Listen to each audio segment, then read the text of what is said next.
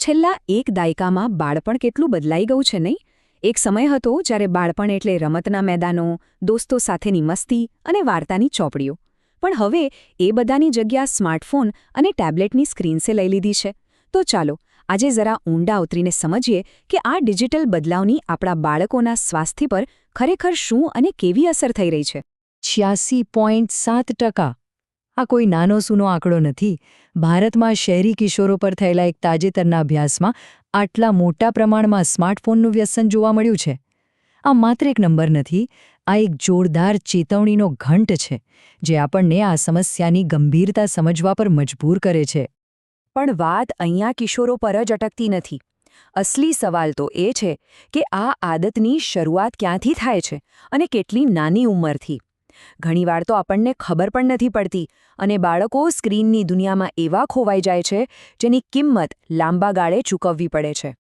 આજના સમયમાં એક નવું જ બાળપણ જોવા મળી રહ્યું છે, જે શરૂ થાય છે છેક શિશુ અવસ્થાથી જ, અને ખૂબ જ નાની ઉંમરે સ્ક્રીનનો ઉપયોગ એકદમ સામાન્ય બની ગયો છે, જે એક નવી અને સાચે ચિંતાજનક વાસ્તવિકતા છે. આ આંકડાઓ જુઓ. જેમ જેમ બાળકો મોટા થાય છે તેમ તેમ મોબાઈલ ફોનનો ઉપયોગ કેવો આસમાને પહોંચે છે. 0 થી 1 વર્ષના લગભગ 24% બાળકો ફોન વાપરે છે અને આ જ આંકડો 3 થી 4 વર્ષની ઉંમરે પહોંચતા તો 95% પાર કરી જાય છે. એટલે કે લગભગ બધા જ બાળકો. આ કોઈ એક બે ઘરની વાત નથી. હવે આ આદત એક રોગચાળાનું સ્વરૂપ લઈ રહી છે. એક એવી ચિંતા જે આખા સમાજના સ્વાસ્થ્ય સાથે જોડાયેલી છે. એટલે જ હવે આપણે વ્યક્તિગત આદતોથી આગળ વધીને આને એક જાહેર આરોગ્યના મુદ્દા તરીકે જોવું પડશે. જરા આ ટાઈમલાઈન પર નજર કરીએ. 1999માં શહેરી ભારતીય બાળકોમાં માયોપિયા એટલે કે દૂરનું ઓછું દેખાવાની સમસ્યા ફક્ત 4%માં હતી. 20 જ વર્ષમાં 2019 સુધીમાં આ આંકડો સીધો 5 ગણો વધીને 21%ને પાર કરી ગયો. અને ભવિષ્ય તો એનાથી પણ વધારે ચિંતાજનક છે. અનુમાન છે કે 2050 સુધીમાં દેશના અડધા બાળકો આ સમસ્યાથી પીડાતા હશે.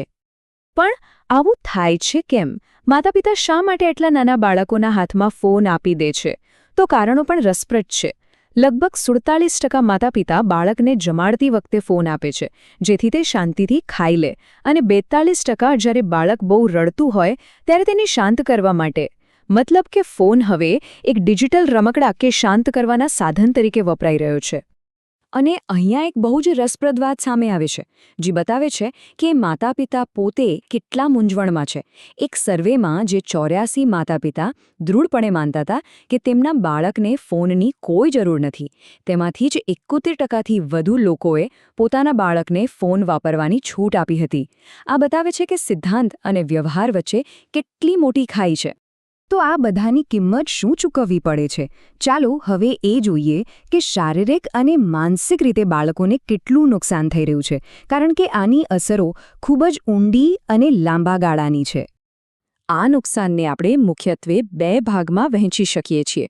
એક તો છે શારીરિક નુકસાન, જે આંખો અને શરીર પર સીધું દેખાય છે, અને બીજું, જે કદાચ એટલું દેખીતું નથી પણ એટલું જ ગંભીર છે, એ છે માનસિક અને વર્તણૂકીય નુકસાન. શારીરિક નુકસાનની વાત કરીએ તો લિસ્ટ લાંબુ છે.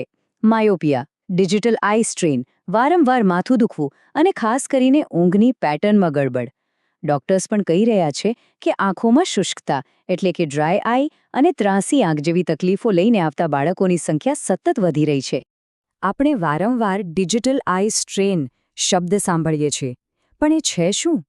સીધી ભાષામાં કહીએ તો જ્યારે આપણે કલાકો સુધી કમ્પ્યુટર, ટેબ્લેટ કે ફોનની સ્ક્રીન સામે બેસી રહીએ છીએ, ત્યારે આપણી આંખો અને દૃષ્ટિ પર જે અસર થાય છે એ છે ડિજિટલ આઈ સ્ટ્રેન. આ ખાલી થાક નથી, આ એક મેડિકલ પ્રોબ્લેમ છે. અને વાત ખાલી શરીરની નથી, મન પર પણ એટલી જ, કે કદાચ એનાથી પણ વધારે ગંભીર અસર થાય છે. સ્ટડીઝ સ્પષ્ટપણે બતાવે છે કે સ્માર્ટફોનનો વધારે પડતો ઉપયોગ અને ડિપ્રેશન, ચિંતા અને તણાવ વચ્ચે સીધો સંબંધ છે. એટલું જ નહીં, બાળકોનું ધ્યાન પણ ઓછું થઈ રહ્યું છે અને બીજા લોકો સાથે હળવા-ભળવામાં પણ તકલીફ પડી રહી છે. આ ટેબલ જુઓ. આ સંબંધને એકદમ સાફ કરી દેશે. જે કિશોરો ફોનનો બહુ વધારે ઉપયોગ કરે છે, એમાંથી લગભગ અડધા એટલે કે 49.2% ડિપ્રેશનના લક્ષણો અનુભવે છે. હવે એની સરખામણી એવા કિશોરો સાથે કરો જે ફોનનો ઓછો ઉપયોગ કરે છે. ત્યાં આ આંકડો ફક્ત 10.7% છે. તફાવત કેટલો મોટો અને સ્પષ્ટ છે એ આપણે જોઈ શકીએ છીએ. સારું, તો આટલી બધી સમસ્યાઓ છે, તો શું કોઈ રસ્તો છે? શું કરી શકાય? હા, બિલકુલ, નિરાશ થવાની જરૂર નથી. ચાલો હવે આપણે થોડા વ્યવહારુ ઉકેલો પર વાત કરીએ, જે માતાપિતા અને સંભાળ રાખનારાઓ અપનાવી શકે છે. અને નિષ્ણાતોનું પણ એ જ કહેવું છે. જેમ કે ડૉક્ટર દીપ્તિ જોશી કહે છે, વાત ફોન છીનવી લેવાની નથી, વાત છે એના સુરક્ષિત અને સ્વસ્થ ઉપયોગની. અને એની શરૂઆત થાય છે જાગૃતિથી અને એવી ટેકનોલોજીથી જે આપણી મદદ કરે. આંખોને આરામ આપવા માટે એક બહુ જ સરળ અને પ્રખ્યાત નિયમ છે, 20-20-20 નિયમ. યાદ રાખવો પણ સહેલો છે. દર 20 મિનિટે સ્ક્રીન પરથી નજર હટાવીને 20 સેકન્ડ માટે લગભગ 20 ફૂટ દૂર રહેલી કોઈ વસ્તુને જુઓ. બસ આટલું જ. પણ આનાથી આંખોને ઘણો આરામ મળે છે. તો નિષ્ણાતો બીજી કઈ કઈ ભલામણ કરે છે? સૌથી પહેલી અને મહત્વની વાત, ઇન્ડિયન એકેડમી ઓફ પીડિયાટ્રિક્સ કહે છે કે 2 વર્ષથી નાના બાળકો માટે સ્ક્રીન ટાઈમ બિલકુલ નહીં. મોટા બાળકો માટે દિવસમાં વધુમાં વધુ 1 કલાક. ફોન પર બ્લુ લાઇટ ફિલ્ટર વાપરો. અને સૌથી અગત્યનું, બાળકોને ફોનના બદલે બીજા વિકલ્પો આપો. અને ઘરમાં સ્ક્રીન માટેના નિયમો બનાવો અને એનું પાલન કરાવો. અને હા, ટેકનોલોજી પોતે પણ મદદ કરી શકે છે. હવે ઘણી કંપનીઓ એવા ડિવાઇસ બનાવે છે જેમાં લો બ્લુ લાઇટ ડિસ્પ્લે હોય છે, સાથે પેરેન્ટલ કંટ્રોલ્સ પણ હોય છે, જેથી આંખો પરનો તાણ ઓછો કરી શકાય. તો આ બધી ચર્ચા પછી હવે સમય છે કે આપણે ડિજિટલ બાળપણ વિશે થોડું નવેસરથી વિચારીએ. અંતે એક સવાલ આપણી સૌની સામે છે. સ્ક્રીન હવે બાળપણનો એક ભાગ બની ચૂકી છે, એ હકીકત છે. તો પછી બાળકોના તંદુરસ્ત વિકાસ માટે જે ખરેખર જરૂરી છે, જેવી કે રમતગમત, સામાજિક સંબંધો અને કલ્પના શક્તિ, એનું રક્ષણ આપણે કેવી રીતે કરીશું? આ સવાલ પર વિચાર કરવો ખૂબ જ જરૂરી છે.